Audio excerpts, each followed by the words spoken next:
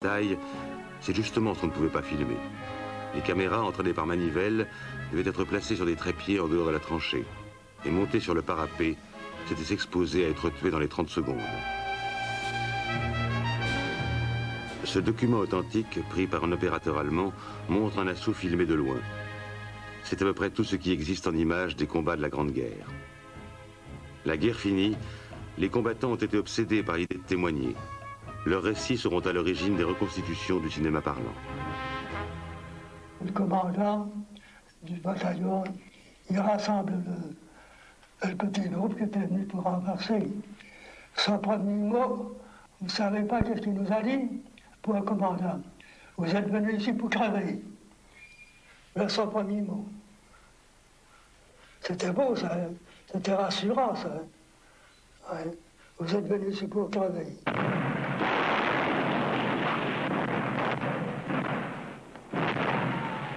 Les amis, c'est pour la France. Une belle attaque, hein? Il faut enlever le faux du village. Il est à nous.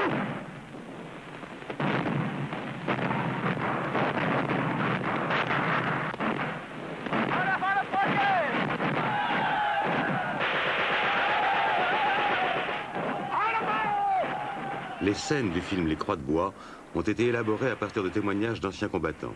C'est le cas aussi de 4 de l'infanterie ou de À l'Ouest, rien de nouveau. Ces films, tournés dans les années 30, proposent enfin une vision plus juste de la guerre.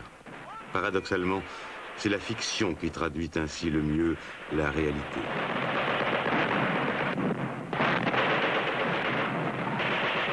Ça fait la 3e fois qu'on attaquait, et le colonel il a dit « Mes enfants, nous allons la prendre en musique, cette colline. » Oui.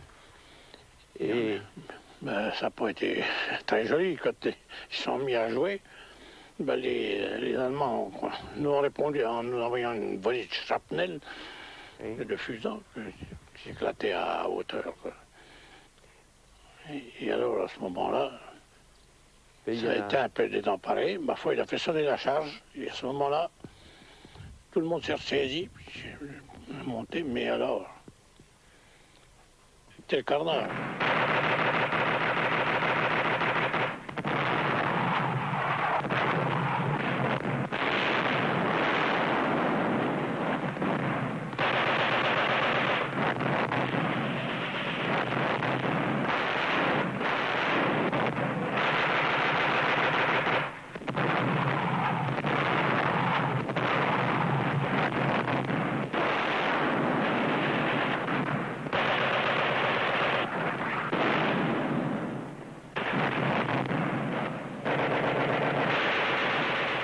Combien, oui.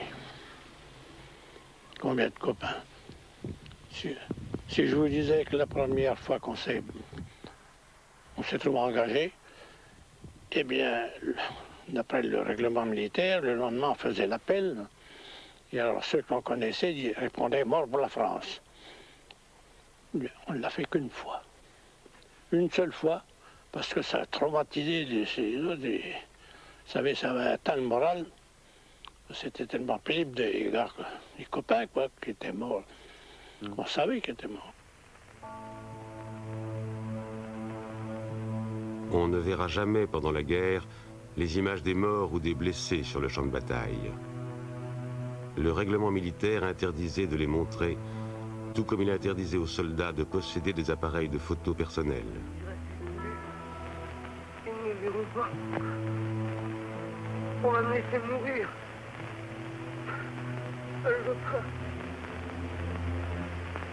Je veux pas mourir.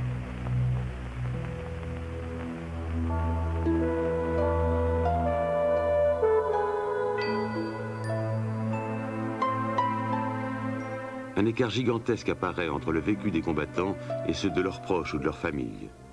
Des passerelles, cependant, maintiennent miraculeusement des liens entre le front et l'arrière, par le biais du courrier et des permissions. Le cinéma de fiction exalte les valeurs familiales et fait du soldat une sorte d'icône dans les deux pays.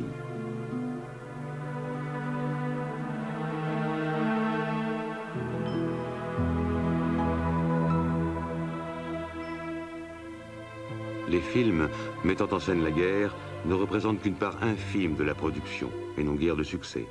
Le public leur préfère de beaucoup les actualités. Des images du front parviennent régulièrement aux civils, mais ce ne sont pas les premières lignes qui sont filmées, c'est l'arrière du front, ces tranchées de soutien de 3e ou 4e ligne. Comment pourrait-on autrement creuser de tels ouvrages lorsqu'on est à découvert? Tous les efforts de la propagande, à Berlin comme à Paris, tentent à montrer que la vie du combattant au front est supportable. Mais personne à l'arrière ne peut imaginer une mise en scène. Le cinéma est trop récent. Pour les spectateurs, ces images étaient extrêmement émouvantes. On cherchait son père, son frère, son oncle, son cousin, son fiancé ou encore son mari dans les images projetées sur l'écran.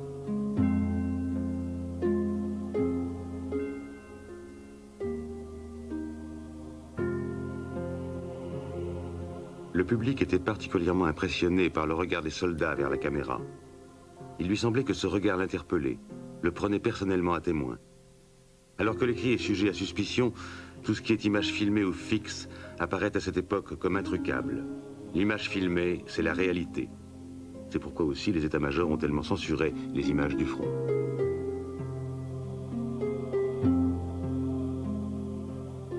On s'installe dans une guerre de longue durée. Plusieurs millions d'hommes, qu'il faut ravitailler en nourriture, armes et munitions, campent le long d'une ligne de front qui désormais s'étend sur 700 km, de la frontière suisse à la mer, en territoire français.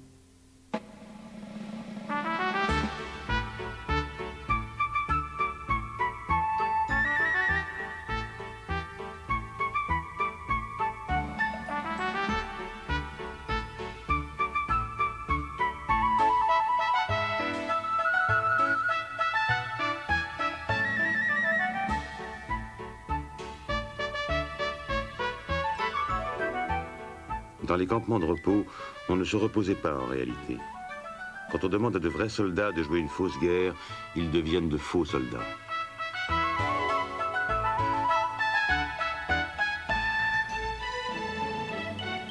Le reportage de guerre devient ainsi une pure fiction.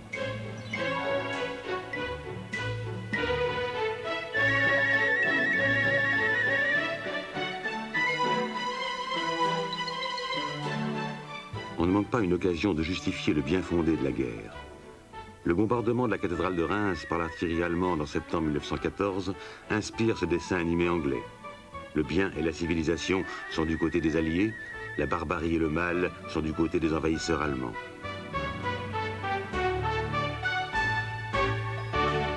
Guillaume II incarne le diable.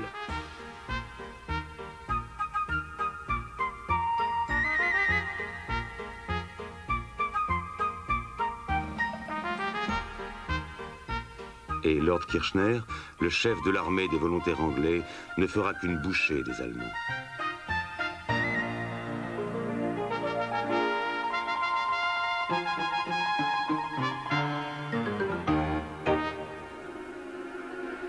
La certitude absolue du bien fondé de la guerre et une haine anti-allemande de caractère ethnique façonnent une culture de guerre et révèlent les sentiments profonds d'une grande partie de la société française. Mobilisée sur le front idéologique, Sarah Bernard va prêter sa voix à un texte de propagande particulièrement virulent. Que le cœur plein de haine et de rébellion, ils voient de leur pays où se fait exilés. Un jour, par des guerriers nouveaux fils de la nuit, comme ils l'ont fait chez nous, leurs temples soient détruits, leurs enfants mutilés et leurs femmes violées. Vous qui voyez, Seigneur, leur âme jusqu'au fond, ne leur pardonnez pas.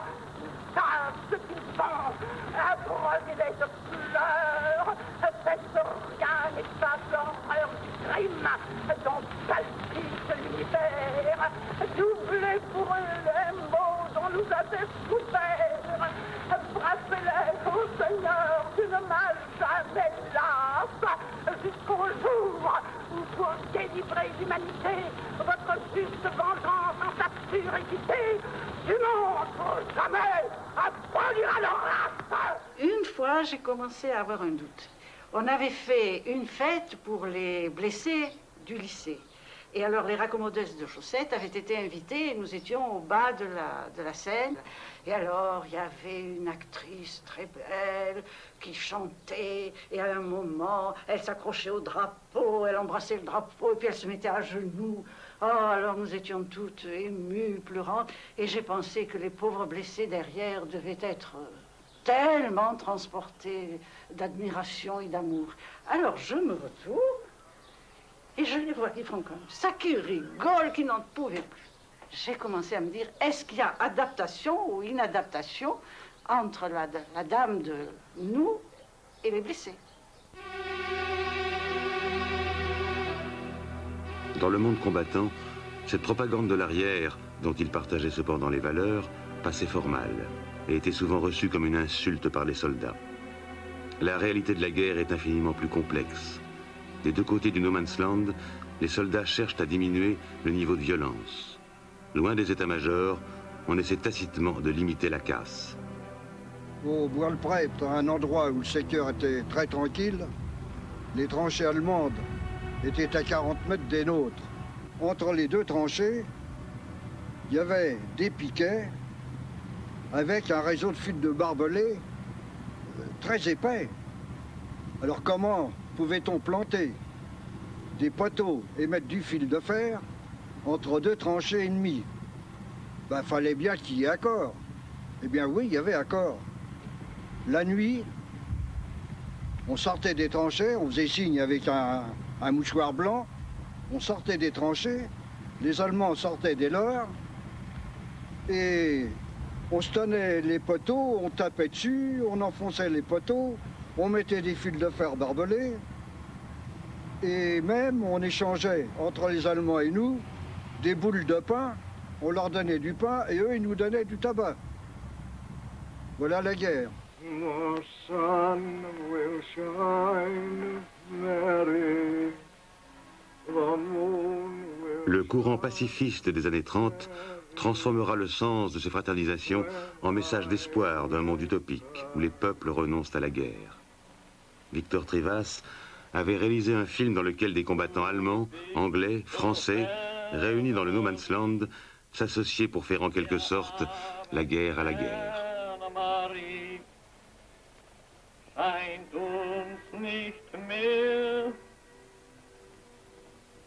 Que tout mon cœur périt, et pour toute la vie, Die weihnachtliche Stimmung gegenüber 1914 entschieden besser war, auf beiden Seiten, denn die Kameraden von der anderen Seite haben ja auch Weihnachten gefeiert. Wir haben es ja vom ersten Jahr von uns gelernt. Also die Stimmung war allgemein gut, beiderseits. Wir haben ja auch Freundschaften nach drüben, hüben und drüben. Ja. Wir haben Flaschen, wir haben von den Engländern Whisky gekriegt und wir hatten ja den Rum. Aber das war ja verstimmt, das war ja kein Original. Ne? On n'en est pas encore aux mutineries, mais la guerre s'éternise. Pour remonter le moral des troupes, le commandement multiplie la venue d'artistes dans les zones de repos des soldats.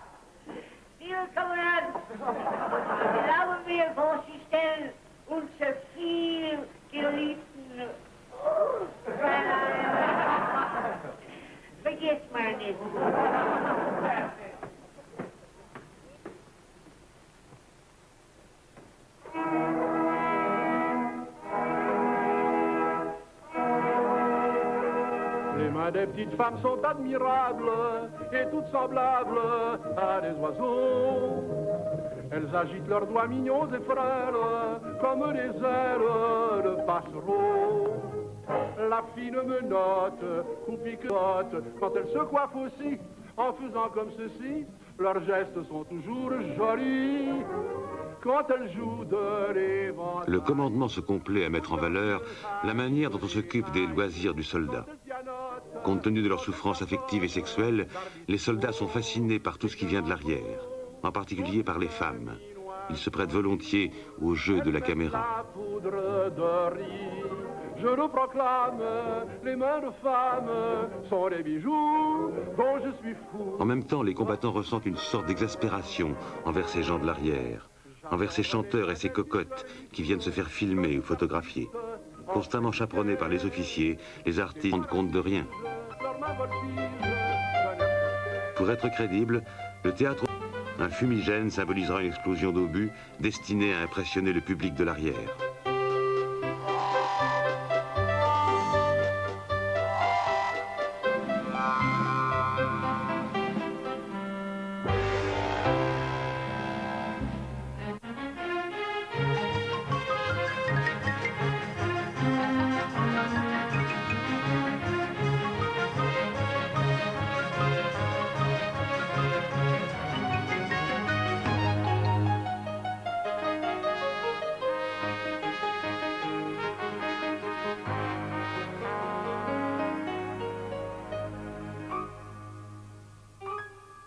Dans les années 1915-1916 sont produits quelques films de fiction, mettant en scène la vie des militaires en marge d'une guerre invisible. Le thème du soldat trompé par son épouse, resté seul à l'arrière, est évidemment sujet tabou. L'imagerie réduit les souffrances du soldat au manque de femmes et brode sur des images idéales qui ne tiennent pas compte des bouleversements de l'arrière.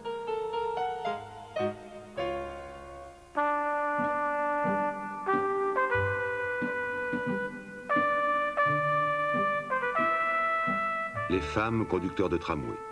La réalité, comme l'image, marque fortement les esprits. Certes, les femmes n'avaient pas attendu la guerre pour entrer sur le marché du travail. Elles y sont rentrées plus massivement et surtout, elles ont accès à des métiers nouveaux, d'où cette impression d'une explosion du travail féminin. La femme française pendant la guerre est produit en 1917 par les services cinématographiques des armées. Le film s'attache à valoriser le rôle social des femmes pour justifier le maintien sur le front de millions d'hommes dont l'industrie reste privée.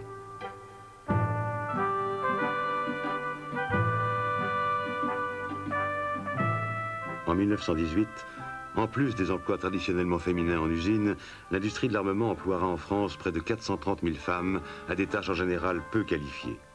Le film impressionne beaucoup et la presse célèbre les munitionnettes, en oubliant de mentionner qu'elles sont embauchées avec des salaires de misère, ce qui ne va pas manquer d'entraîner des grèves à plusieurs reprises. On a beaucoup parlé d'émancipation des femmes. On peut se demander si le travail en usine représente vraiment une émancipation.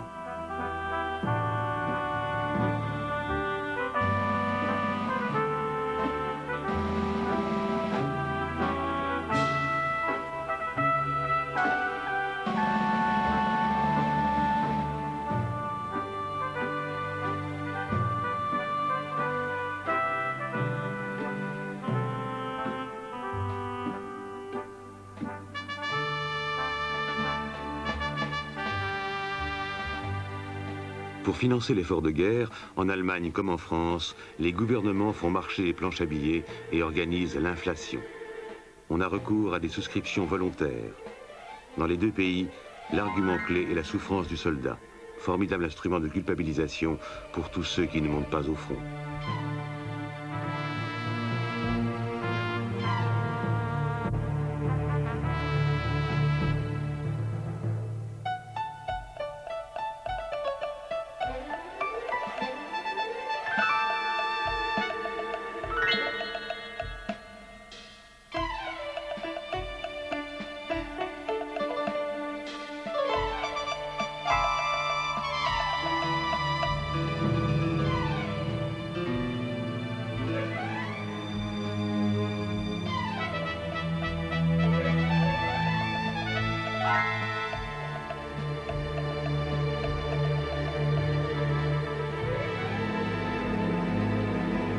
Au début, on comptait mener la guerre de façon classique, avec l'utilisation des stocks. Après quelques mois, les stocks étaient épuisés.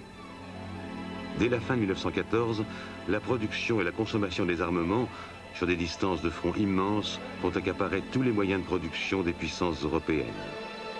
La guerre totale entraîne l'utilisation d'armes nouvelles, les gaz asphyxiants apparus en 1915 et les chars en 1916. La guerre consomme une masse énorme de munitions. Pendant la bataille de la Somme, 1 500 000 obus seront lancés par les Alliés en une semaine. Pendant les 7 premiers mois de la bataille de Verdun, 23 millions d'obus, soit 100 000 par jour, sont tirés par les Français.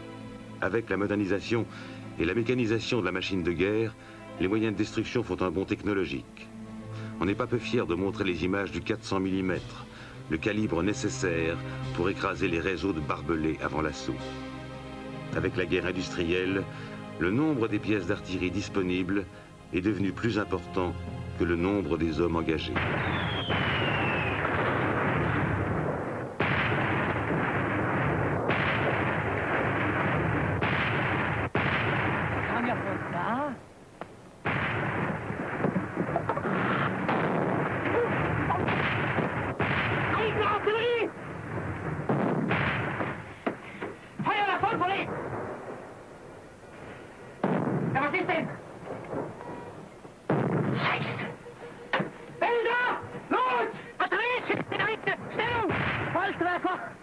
In Artilleriebeobachtung. Bilder! Bilder! Gefechtsordnung zur Nachbarkompanie. Artillerie, schießt zu kurz. Sanität.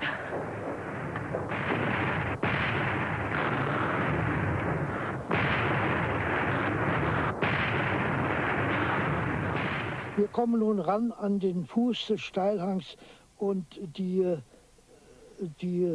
Soldaten des Regiments 105, was vor uns dort lag, das wir ablösen sollten, erzählten uns, wir haben furchtbare Verluste gehabt. Die Eichner Artillerie hat in uns reingeschossen. Hier liegen unsere Kameraden schwer verwundet und tot.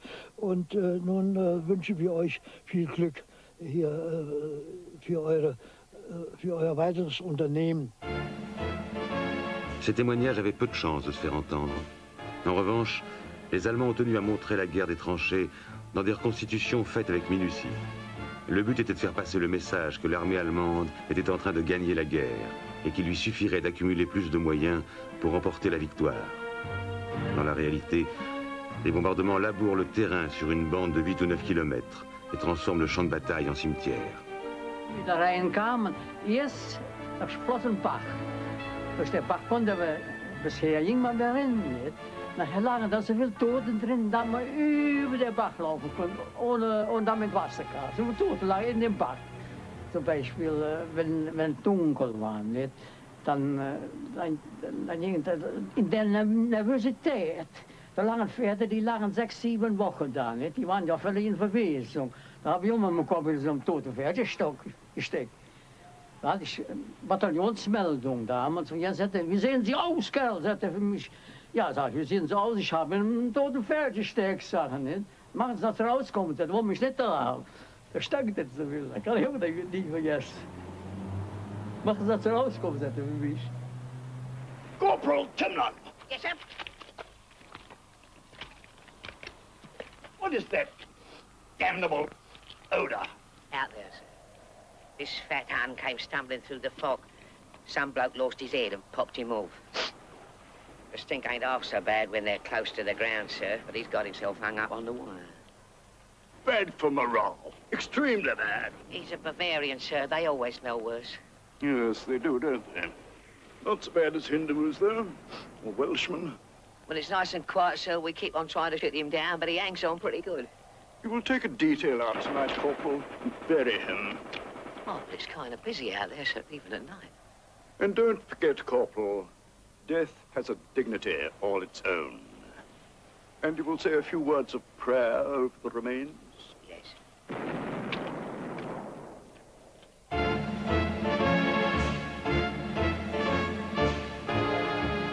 Le film allemand La guerre des tranchées met en scène des combats de première ligne. Tout est fait pour donner encore une impression acceptable aux spectateurs de l'arrière. On lance des grenades, on tire, mais on ne donne pas la mort. On fait même des prisonniers. Dans ces bourbiers ignobles des premières lignes, où des centaines de milliers de cadavres se dissolvent dans la boue, l'esprit chevaleresque n'a plus guère le droit de citer. On tire sur les blessés, on tire sur les brancardiers, et l'abandon des blessés par leurs propres unités est pratique courante.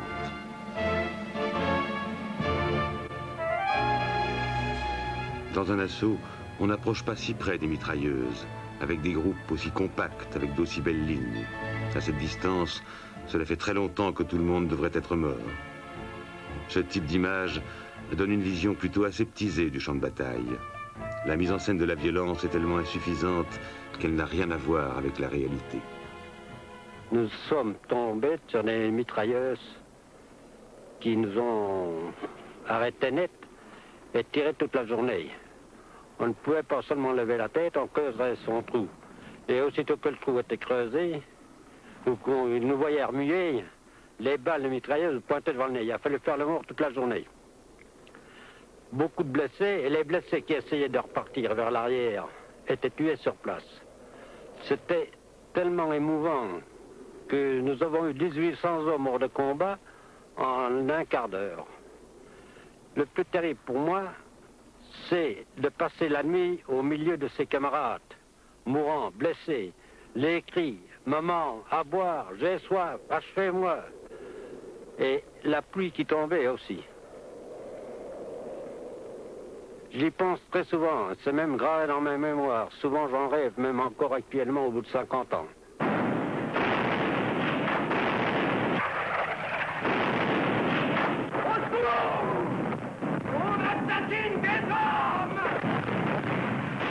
Les derniers 17 soldats qui étaient restés autour de moi dans un élément de tranchée perdu avaient été tous soit tués, soit blessés par l'éclatement d'un obus de rupture énorme.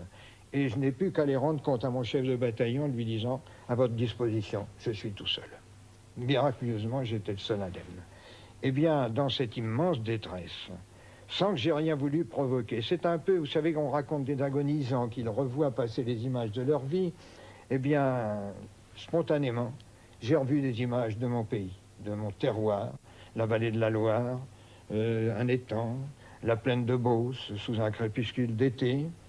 Et puis, j'entendais aussi, je n'entendais plus le bombardement, j'entendais frémir, par exemple, les feuilles des touffes d'osier au bord de l'eau. Et je me sentais paradoxalement, mais merveilleusement libre. Je me foutais de toute cette ignominie.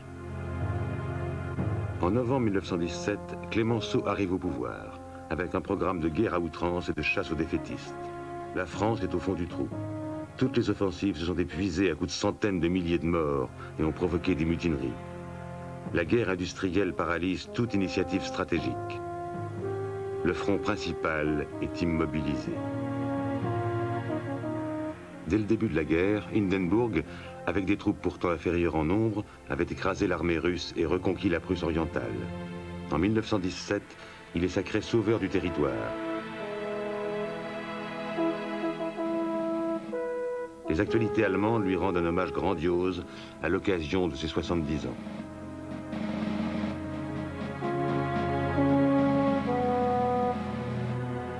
L'Allemagne a atteint ses buts de guerre sur le front Est et le nouveau pouvoir soviétique négocie la paix. L'armée allemande ne se bat plus que sur un seul front. Mais les camps alliés se renforcent, les États-Unis entrent en guerre. Un film comique américain fait le point de la situation.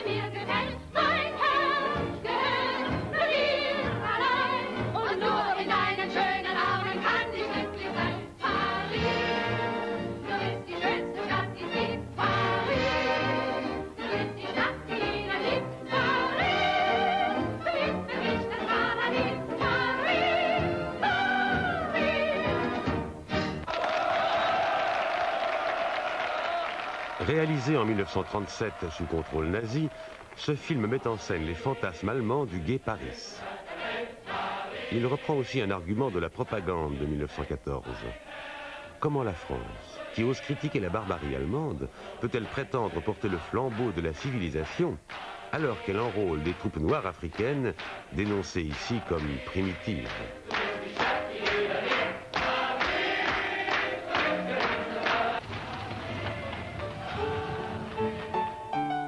À Paris, après 3 ans de guerre, en apparence, la vie continue. Ces apparences exaspéraient les soldats en permission qui considéraient qu'il y avait à l'arrière, dans les villes, une futilité intolérable. Mais il est des choses que les images ne peuvent montrer. Tous ces gens ont quelqu'un de leur famille au front et vivent dans l'angoisse quotidienne du courrier. Le deuil est massivement présent dans les familles.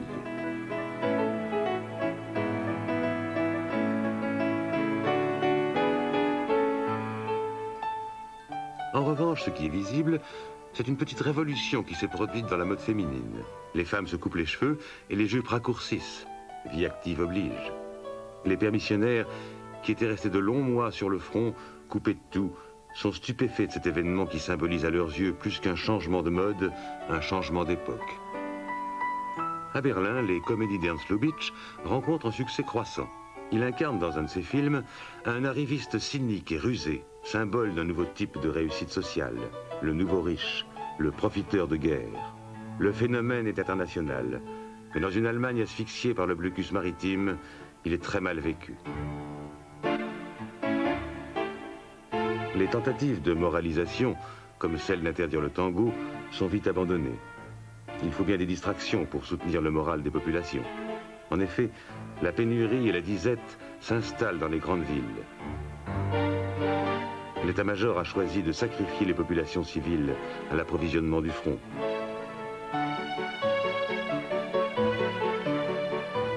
Les films de guerre ne font pas recette sur les écrans et ne représentent qu'une part infime de la production. Le public leur préfère les films d'évasion. Confondant souvent fête et insouciance, les contemporains ont l'impression d'un relâchement considérable des mœurs.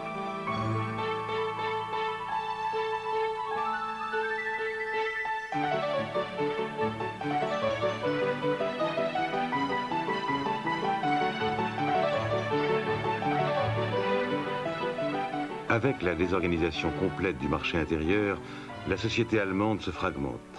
L'idée que la guerre est faite par les gens du bas de l'échelle pour ceux d'en haut a fini par s'imposer. Wir waren eingeladen im Soldatenheim in Stennheim. Waren wir eingeladen und ich bin auch mit hingegangen auch. Da wurde gegeben, weiß ich auch noch, der Raub der Sabinerin. Und wer saß oben, der Lose, mit ein paar Mätressen dabei, der Wilhelm, der Großprinz. Ne? Da haben wir schon mal einen schweren Blick aufgeworfen. Ne? Aber ist alles gut, schön verlaufen. Das Stück war ganz schön. Aber dann haben wir der gelehrt, haben wir da wieder mal gesehen. Habe ich bei mir gesagt, was hast du es doch gut. Ne? Du lebst hier rum und alles nach vorne und dann ist alles am Vergammeln. Ne? Le film de propagande appelle à la rescousse un héros de la mythologie allemande, Siegfried, pour galvaniser la nation dans un dernier effort de guerre. Mais, après l'échec de 4 offensives successives, la réalité est amère. En octobre 1918, la population allemande est stupéfaite d'apprendre que le gouvernement négocie l'armistice. Une réaction contre les élites militaires va provoquer l'effondrement du gouvernement impérial. Le 10 novembre, à Strasbourg, les soldats allemands célèbrent l'abdication du Kaiser et fraternisent avec la population. Ces images surprenantes annoncent un renversement complet de situation. Les manifestants se mettent en scène eux-mêmes. Les actualités redeviennent reportages, les images basculent dans la réalité et témoignent pour l'histoire. Les soldats allemands arrêtaient les officiers, que le soldat allemand était réputé pour un soldat extrêmement discipliné, qui était en admiration devant ses supérieurs. Alors ils les arrêtaient carrément, ils leur arrachaient les épaulettes en premier, ils leur arrachaient leurs casquettes, enfin tout ce qu'ils pouvaient. Et même il y en avait certains qui leur crachaient la figure.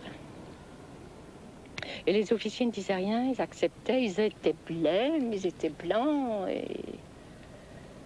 il s'en allait.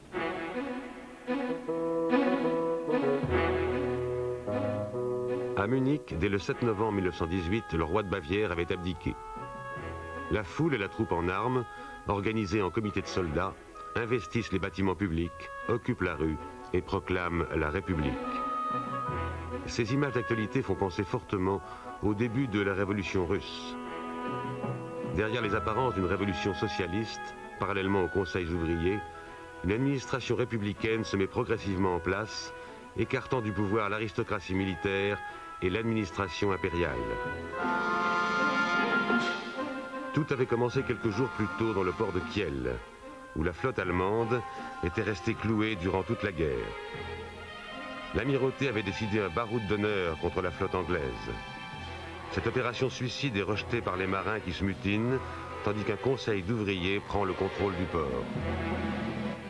Der Kommandant war da und ich sagte, die Matrosen wünschten, dass ich hier über die politische Lage und die Situation ein paar Worte sage. Da sagt er, bitteschön, alle traten so an, standen im Halbkreis darum. Ich war über die 38 cm Kanonen gelehnt und hielt nun meine doch eigentlich revolutionäre Rede. Niemand widersprach und ich habe auch nachher noch mit dem Kommandanten gesprochen, der hatte selber die Nase voll. Und dann zogen die Matrosen die rote Fahne hoch. Das ist eigentlich so unvorstellbar. Ich selber muss heute den Kopf schütteln, dass das möglich war. Auch dass das möglich war, einfach zu mir zu sagen, komm da an Bord. Das war so selbstverständlich, dass dieses Regime abgewirtschaftet hat. Es hat ja wohl noch nie eine Révolution mit so wenig Opfern gegeben. Ces événements vont raffiner la légende selon laquelle l'armée allemande n'a pas été vaincue militairement, mais par un coup de poignard dans le dos, donné par l'ennemi intérieur. Pressé d'aller vite, car il craint que la chute de l'Empire ne se transforme en révolution socialiste, le gouvernement républicain accepte l'ensemble des conditions draconiennes de l'armistice. 2 mois plus tard, à l'exemple de la révolution russe, Karl Liebknecht tente avec le mouvement spartakiste une insurrection révolutionnaire. Il ne trouvera qu'un soutien limité dans le monde ouvrier.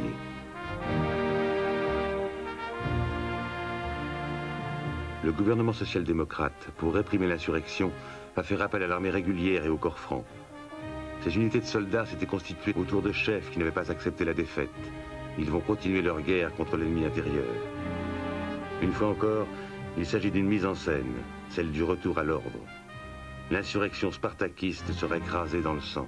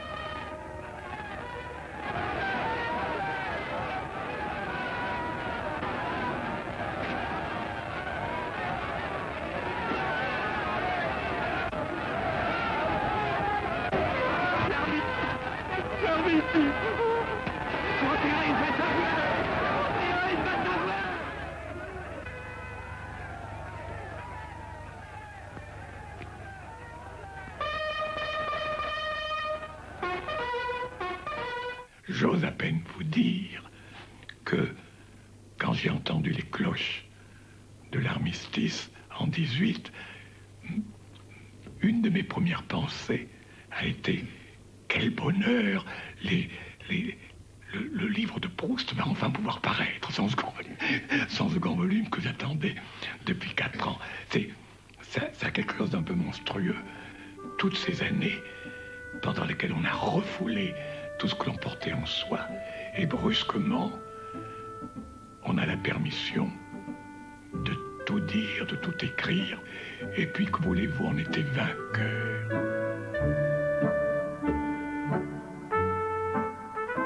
À l'arrière, la fête immense est à la mesure des souffrances endurées pendant 4 années. L'attente quasi religieuse de la victoire touche à sa fin dans le camp des Alliés. Les arrière-pensées sont écartées, les doutes ne viendront que plus tard. À Berlin aussi, les soldats à leur retour du front sont accueillis comme des vainqueurs. Il est vrai que l'armée allemande n'a pas été détruite et qu'il n'y a pas eu un carreau de cassé en Allemagne du fait de la guerre à l'Ouest. Ces images, diffusées dans toute l'Europe, vont choquer l'opinion publique des pays alliés. Ceux-ci sont bien décidés à faire payer à l'Allemagne des dédommagements énormes en compensation de leur endettement financier et de la ruine économique des régions dévastées. L'attitude des pays vainqueurs nourrit les germes d'un nouveau conflit.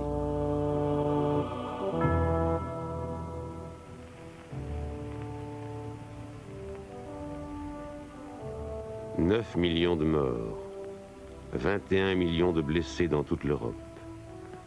La fracture dans le siècle produite par la guerre se traduit par le poids insupportable des morts sur les vivants. Eh bien, on a été mutilé aussi dans nos amitiés.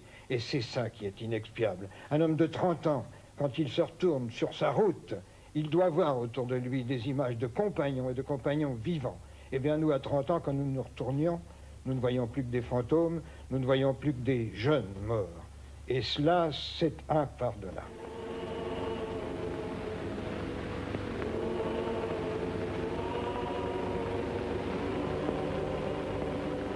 Mort de Verdun, levez-vous,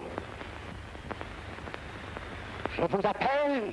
American soldiers of the Great War, stand up. Deutsche Soldaten des Weltkriegs, steht auf. Ich rufe euch an.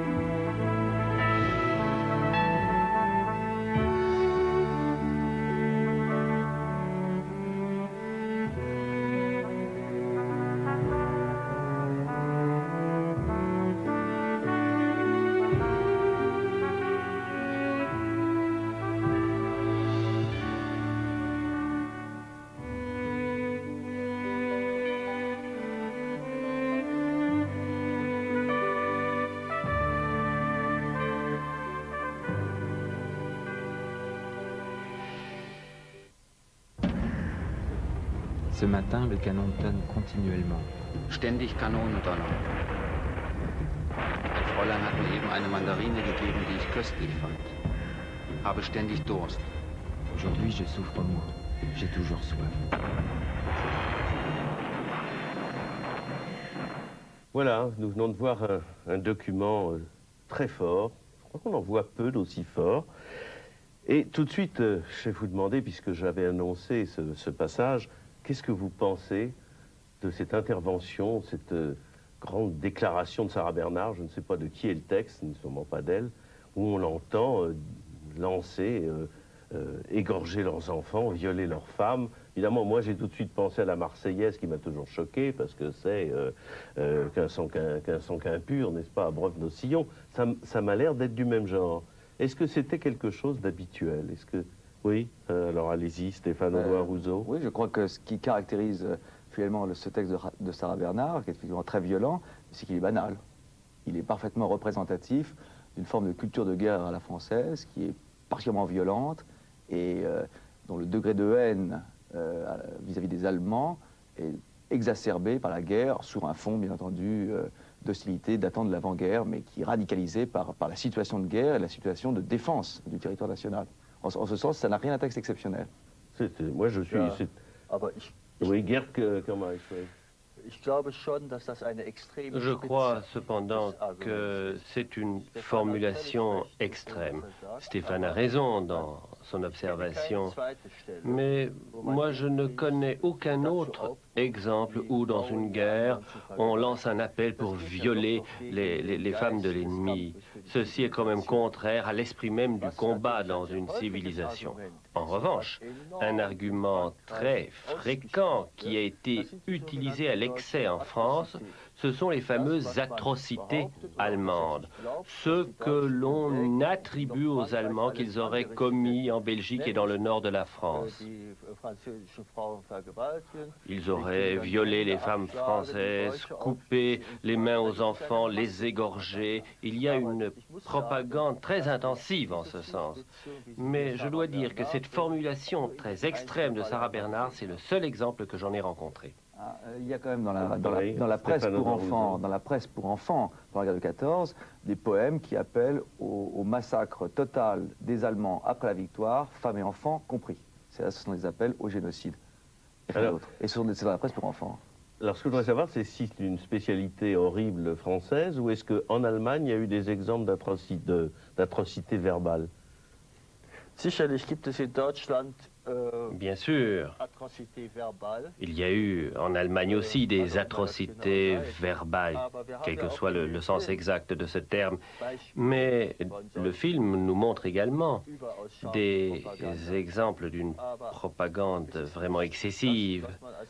Mais ce n'est pas ce que l'on peut qualifier de situation normale.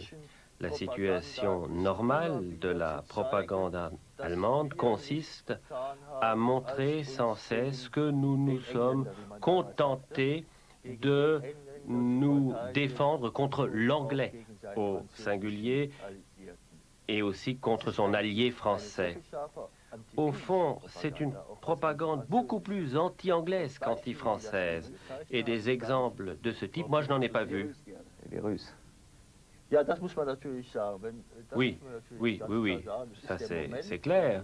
C'est à ce moment-là que les Russes avancent à l'Est et l'on a cette propagande haineuse qui émerge à ce moment-là. En plus, le mythe de Hindenburg. Hindenburg qui devait protéger et sauver l'Allemagne de l'invasion des barbares. Là, il y a une propagande extrêmement intensive à cette époque, mais ce type de propagande n'est pas vraiment représentatif de l'ensemble de la guerre. Alors, que pense un anglo-saxon, Jay Winter? On a l'impression que c'est pas possible pour des anglo-saxons de faire de la propagande comme ça. Est-ce que ça existait en Angleterre? Oui, la même propagande avait cours en Angleterre, mais cette propagande revêtait deux formes. Premièrement, cette propagande posait le principe que la guerre, c'était celle de la morale contre la barbarie, contre l'animalité. Donc aucun compromis possible dans cette guerre. Et la finalité de cette propagande était de museler l'opposition, d'empêcher les gens de penser de façon autonome. Mettre en doute l'opportunité ou la nécessité de punir un violeur, de punir un assassin, c'est s'exposer à quelques critiques, à quelques doutes quant à votre propre moralité. Donc la propagande, c'est la tentative d'unifier la nation. Mais la propagande a une autre finalité, j'en reviens à l'argument de Stéphane. La propagande occulte le fait que les puissances impérialistes avaient commis des atrocités tout à fait comparables avant la guerre, en Afrique, en Asie. On avait commis là-bas des atrocités tout aussi graves que tout ce qu'on a prêté par la suite aux Allemands. Ce que les Belges ont fait au Congo belge, ça a été bien pire que ce qui a été infligé aux Belges dans le courant de la Première Guerre mondiale. Donc, ce qui est caractéristique de cette propagande, c'est que en fait, les crimes qu'on dénonce, ce sont des crimes contre les Blancs. Et c'est toute la différence. Oui, mais sans doute, mais néanmoins, les atrocités allemandes, avec ou sans guillemets, ont existé, même s'ils n'ont pas existé sous la forme dont la propagande, décrites par la propagande, ces atrocités ont existé, et elles posent quand même un problème. Elles posent un problème, justement, de la manière dont la guerre s'en prend massivement aux civils, et donc des images réciproques entre Allemands et Français, ou entre Allemands et Belges, etc. Donc le problème, néanmoins, ne peut pas être esquivé. Oui, je crois que la grande différence, c'est que les Allemands se sentaient agressés, mais que la carte de guerre leur a été favorable de ce point de vue-là. C'est-à-dire qu'ils occupaient une partie de la Belgique, ils occupaient une partie du nord et de l'est de la France. Et que donc, bien entendu, on trouvait atrocité le simple fait d'être occupé. Et que la discipline militaire est difficile à supporter pour des civils. Et même s'il n'y avait pas eu d'exactions, il y en a eu. Il y en a eu beaucoup moins que dans la propagande, mais il y en a eu quand même. Même s'il n'y avait pas eu d'exactions, les Allemands auraient été vus comme des faiseurs de crimes. C'était obligatoire à cause de la carte de guerre. Les mains coupées, c'est de la propagande. Les mains coupées, c'est de la propagande. Les crucifiés, c'est de la propagande. Mais attention à ce terme de propagande. Ce qui ne va pas finalement, je crois, dans la discussion, c'est qu'on part du principe qu'il y a eu propagande, avec l'idée que donc il y a eu bourrage de crâne, et c'est vrai qu'il y a une dimension de bourrage de crâne dans la propagande. Mais on sait bien que les populations européennes ne se seraient pas mobilisées comme elles se sont mobilisées uniquement sur la base d'une propagande de haut en bas. La propagande est un processus horizontal plus que vertical, et en grande partie les populations se sont auto-mobilisées. Elles ont pris en charge leur propre propagande, elles ont intériorisé tous les thèmes de la propagande, et ce qui rend les choses beaucoup plus compliquées. Oui, mais je crois que vraiment la question de fond qui se pose, c'est celle de savoir si l'on peut voir la Première Guerre mondiale indépendamment de la Deuxième Guerre mondiale. La question qui se pose, c'est celle de savoir si les atrocités étaient une politique délibérément pratiquée par l'armée allemande ou l'issue naturelle, horrible, mais naturelle de la présence d'1 million de soldats allemands dans le nord de la France. Moi, je dirais qu'il y a eu des atrocités commises par des Allemands, mais l'expression atrocité allemande, elle s'applique à la Deuxième Guerre mondiale, pas à la Première Guerre mondiale. La propagande a consisté à dire que c'est l'armée allemande, intrinsèquement, qui était barbare. On est tous d'accord avec ça. J'abonderai pleinement dans le sens de Jay Winter. Comme le dit Stéphane, il y a eu des exactions de toutes sortes. Au fond, le principe général à l'époque était, je ne veux rien excuser, mais le principe général, c'était il faut agir dans l'urgence, il faut que les armées avancent le plus rapidement possible sur Paris afin d'empêcher que les Russes ne s'installent à l'Est, parce qu'on a besoin ensuite de l'armée pour la renvoyer à l'Est, ça c'est le plan de guerre allemand. Et à ce moment-là, le commandement allemand, l'état-major, mais aussi le commandement des troupes est extrêmement impatient. Et je crois que la recherche l'a montré que toutes les résistances que l'on peut rencontrer ici ou là, toutes ces résistances sont qualifiées de résistances illégales. Là où une troupe française se retire à la régulière, eh bien on imagine que ce sont des civils qui tirent, parce qu'à l'époque, en 1914-1915, on n'arrive pas à concevoir que les Français ne se soient pas sauvés à toutes jambes. Les Allemands ont l'habitude de raisonner en ces termes avant la guerre. Et ce raisonnement, ce type de raisonnement amplifie ces phobies. Mais je voudrais citer une autre phobie qu'il convient de citer lorsqu'on parle des atrocités. Toujours, et même dans leur propagande, et finalement c'est une répétition de ce que l'on disait en 70, les Allemands se sont toujours plaints de ce que les Français envoyaient dans la guerre des Noirs pour lutter contre des Blancs. En d'autres termes, les Allemands considéraient que c'était un grand déshonneur que d'être trucidé par un Noir. Vous savez, sur les fameux Sénégalais, au fond, ce sont les Français qui sortent du cadre de leur civilisation occidentale et ils nous opposent à nous, hommes de civilisation, des Sénégalais. C'était là un argument sans cesse exprimé dans la propagande. Je crois, vous dites justement, quand on envahit, le statut change. Quand les Français se sont retrouvés être les occupants, c'est pareil. Les Sénégalais étaient accusés de viols, d'horreurs épouvantables. Oui, dès 1920, 1921, 1923, on a constaté que c'était là l'un des éléments essentiels de la bataille de la Ruhr. C'est pas notre sujet, mais vous avez dit que l'on a parlé qu'il faudrait parler de la Grande Guerre de 14 à 45.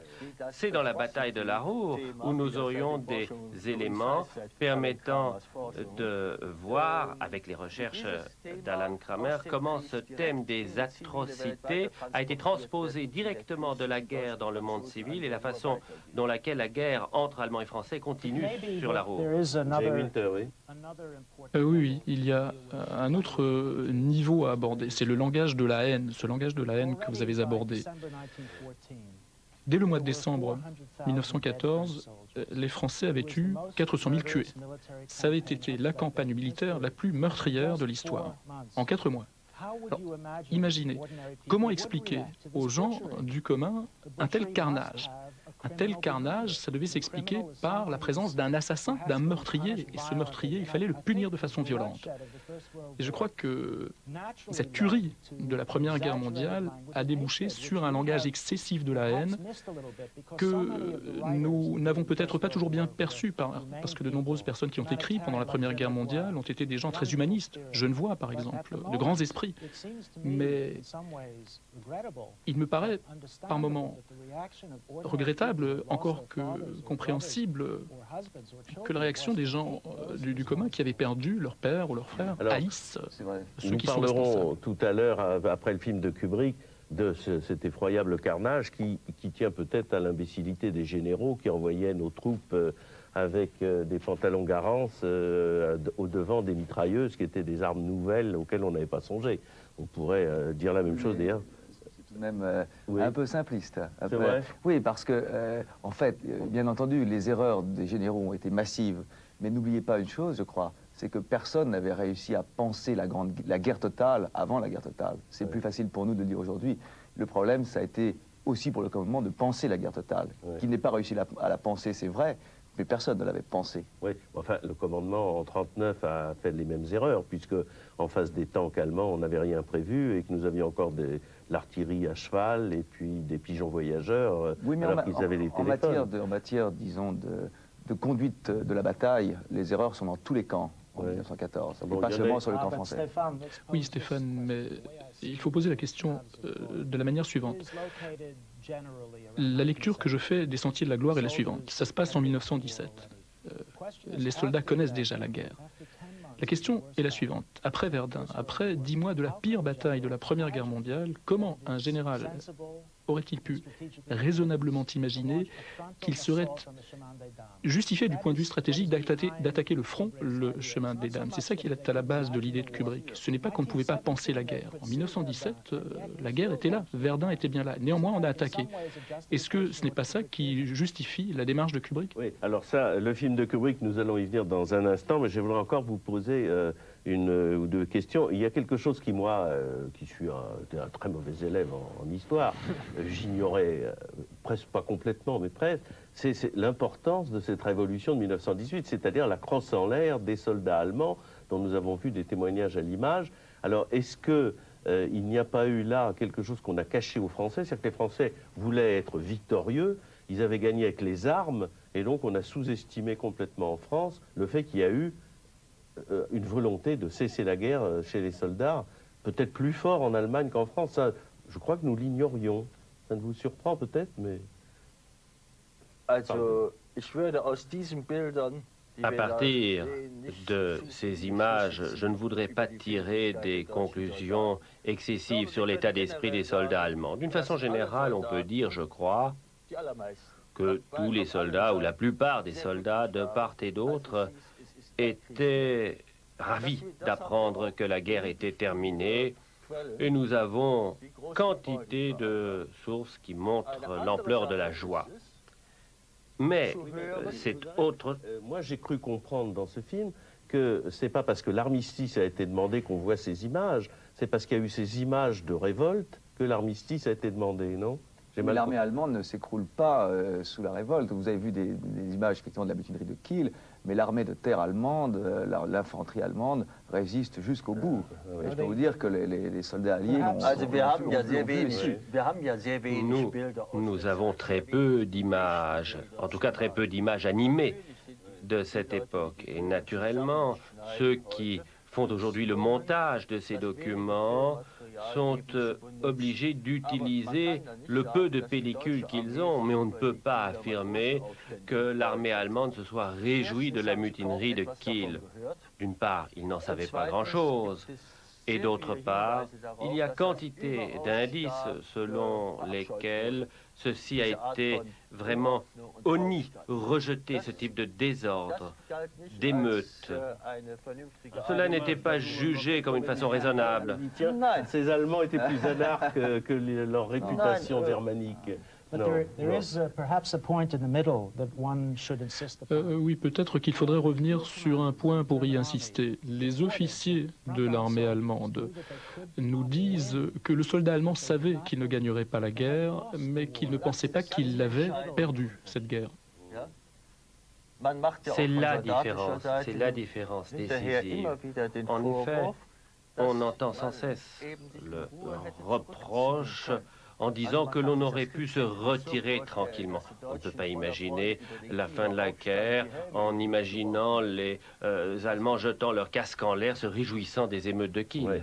Alors là, nous n'avons pas le temps d'aborder ce thème, et j'aurais pu vous poser la question à partir de cette propagande sur la révolution qui a fait perdre la guerre à l'Allemagne. C'est là-dessus qu'Hitler va commencer sa carrière.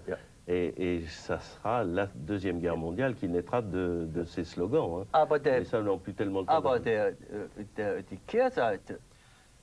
Mais le revers de cette propagande que vous évoquez à juste titre, c'est que finalement ceci a été fait de l'arrière et que les soldats n'avaient rien à voir avec cette révolution. C'est ça, au fond, le cœur de la propagande nazie.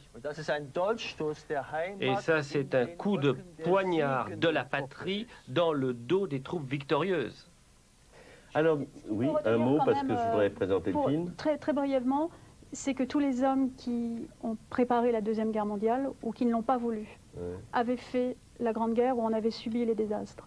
Et il faut toujours garder ça à l'esprit quand on pense à la Deuxième Guerre mondiale. Ce sont des anciens combattants de la Première Guerre mondiale. Ils ne voulaient plus faire la guerre pour les uns, les autres voulaient la faire pour se venger, bien sûr. Alors, c'est là où on se demande, et là, ça serait encore une autre émission, effectivement, comment, après un tel carnage, y a-t-il eu des gens pour repartir faire la guerre? Et donc, là, comment les Allemands ont-ils pu... Mais ça sera la proposition d'un autre débat, je crois. Un vaste débat. Un très important débat. Un très important débat, je crois. Et puis, tout au long des images que nous venons de voir, se dire, mais comment les gens ne se sont pas révoltés? Comment ont-ils continué, jour après jour, d'aller se faire tuer comme ça? On est terrifiés. Mais je voudrais maintenant qu'on aborde le prochain thème de cette soirée, c'est-à-dire le film de Stanley Kubrick, Les Sentiers de la Gloire. Alors, il est tout de même important de rappeler que ce film a été tourné en 1957 par Stanley Kubrick et que les Français n'ont pu le voir qu'en 1975. Rappelons tout de même qu'en 1957, la guerre d'Algérie faisait déjà rage et qu'on peut penser que toute allusion aux erreurs du haut commandement, tout ce qui pouvait paraître un peu une propagande pacifiste, eh bien, a fait peur au gouvernement. Et alors, on ne sait pas exactement, les historiens pourraient peut-être se pencher là-dessus. Stéphane Audouin-Rousseau, est-ce que vous avez des informations sur la manière dont ce film, finalement, n'a pas été censuré officiellement, mais n'est pas sorti ni en France, ni en Suisse, ni en Belgique? Je crois qu'effectivement, je ne suis pas un spécialiste de ce film, mais je crois qu'il n'a pas été explicitement censuré, mais que la censure a omis de le visionner. Donc il ne pouvait pas ensuite être filmé.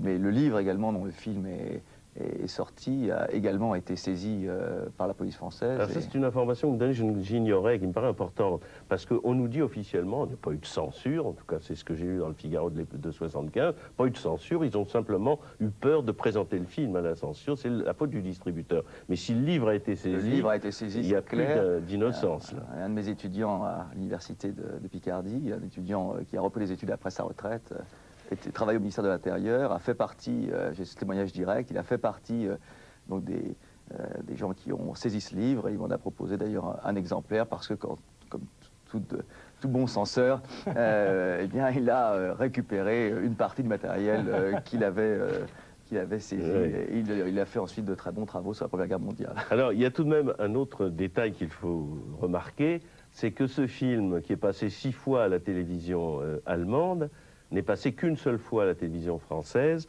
et c'était en 1991, vers 11h et quelques du soir, c'était donc dans un ciné-club. On ne peut pas dire qu'on ait favorisé beaucoup la connaissance de ce film en France.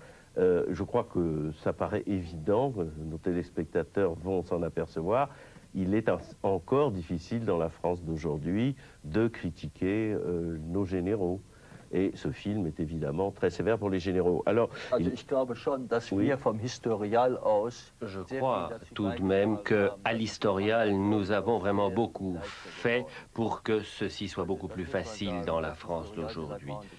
L'Historial de la Grande Guerre est en plein milieu de la France, à côté de la Somme, et c'est le premier musée qui présente la guerre publique internationale, et cette critique contre les généraux français, par exemple, c'était notre pain quotidien.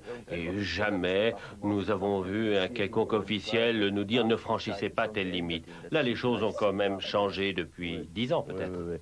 Alors, nous en parlerons de nouveau après la projection du film, parce que je voudrais vous interroger tout à l'heure sur le problème des fusillés, pour l'exemple, puisque ce film tourne autour de ce sujet, c'est-à-dire des hommes de troupe qui vont être fusillés sur ordre de leur général.